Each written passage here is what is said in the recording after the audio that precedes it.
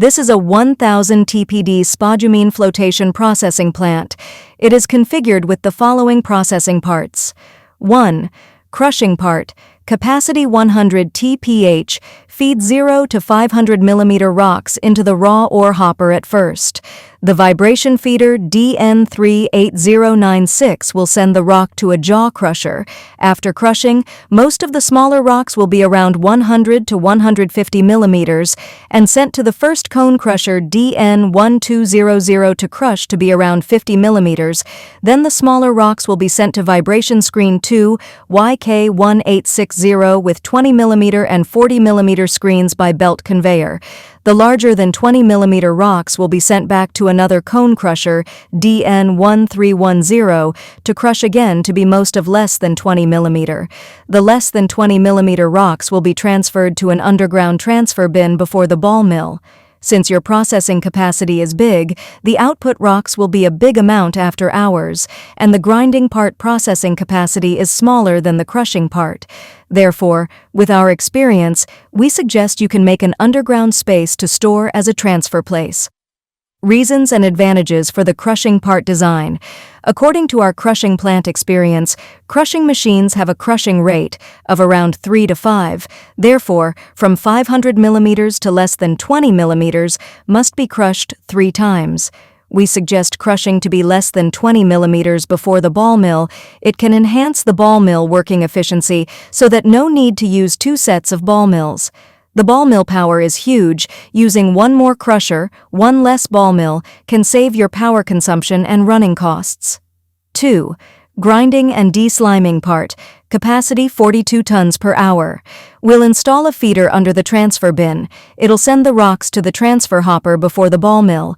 Then they'll be transferred by the electromagnetic vibration feeder beneath the hopper to ball mill evenly.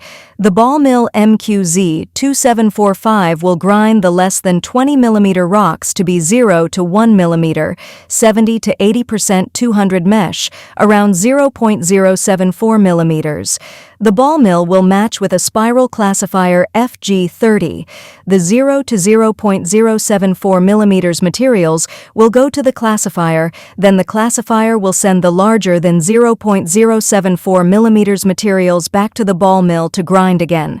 The less than 0.074 mm materials will be transferred to 2 sets of hydrocyclone groups to decline the mud. Reasons and advantages for the desliming part design. After crushing and grinding, the materials contain lots of mud. The hydrocyclone group can remove the mud efficiently. If you don't remove the mud, in the later flotation process part, you'll need to use more chemicals to react with the mud, and this will affect the flotation machine's running efficiency. It'll also increase your running cost. 3. Flotation processing part. Capacity 42 tons per hour.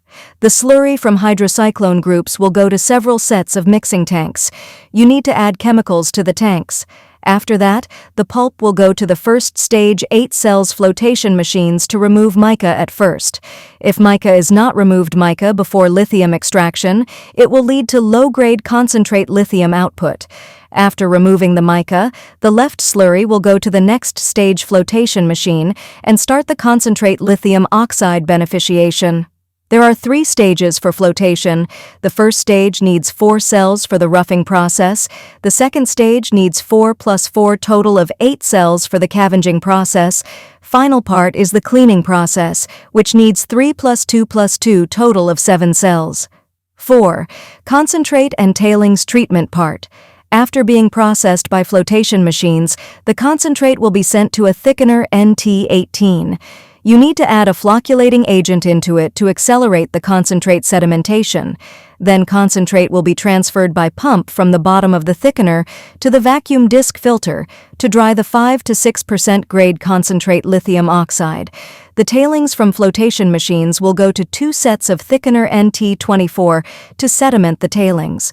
The pump will send the tailings to the plate press filter for dewatering, and the overflow of all the thickeners will go to a water pool.